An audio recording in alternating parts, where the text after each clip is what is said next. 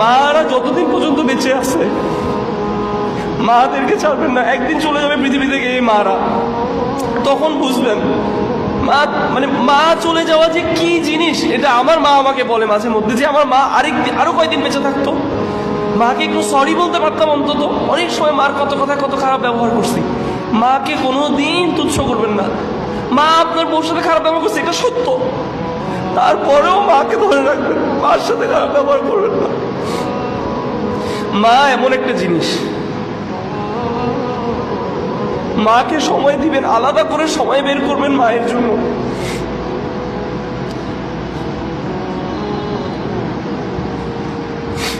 কোনোদিন মায়ের চোখে চোখে তাকাবেন না, কোনোদিন মার দিকে চোখ গরম করবেন না।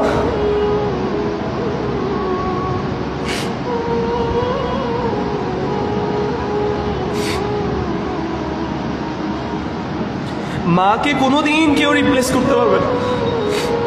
মা যত ভুল করুক, ভালো না লাগলে দূরে চলে যাবেন, একটু যে চুপ করে বসে থাকবেন, তাও মার দিকে তাকায় হাসবেন, মার জন্য দোয়া করবেন। মা দিনের কথা না শুনলে মার জন্য তাহাজ্জুদে কান্না করে দোয়া করবেন, তাও মাকে ছাড়বেন না। মার সাথে কোনো দিন গলা উঁচা করে কথা বলবেন না। সেম বাবার সাথেও কোনো দিন গলা উঁচা, যদি করে থাকেন আজকে বাসায় গিয়ে মা বাবার কাছে ক্ষমা চেয়ে নেবেন। আপনার জন্য আপনার মা বাবা যেটা করছে কোনোদিন এটা কেউ করবে না, কোনোদিনও এটা কেউ করবে না। শুধু মা বাবাই আছে এই পৃথিবীর মধ্যে দুইজন মানুষ যে সারা জীবন আপনার জন্য নিঃস্বার্থভাবে করে গেছে। অন্য কেউ আপনার জন্য নিঃস্বার্থভাবে করে নেই। আপনাকে যে মেয়ে বিয়ে করছে, আপনি যদি আজকে রাস্তার ফকির হইতেন আপনাকে বিয়ে করতো না।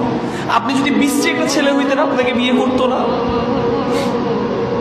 আপনার শাশুড়ি আপনাকে যতই রোস্ট খাওয়া, গরু মাংস খাওয়া, মুরগি মাংস খাওয়া, আপনার যদি আজকে পকেটে টাকা না থাকতো, আপনার মধ্যে সৌন্দর্য না থাকতো, আপনার কাছে কোনো দিন আপনার কাছে আপনার ওনার মেয়ে তুলে দিত না আপনার শ্বশুর। আপনার বস আপনার যত ভালো, আপনার দিনী ভাই আপনার যত কিছুই হোক না কেন, শেষ পর্যন্ত সে তার নিজেকে চুজ করবে, আপনাকে চুজ। কিন্তু আপনার মা বাবা নিজের সবকিছু ছেড়ে দিয়ে হইলেও আপনাকে ধরে রাখছে।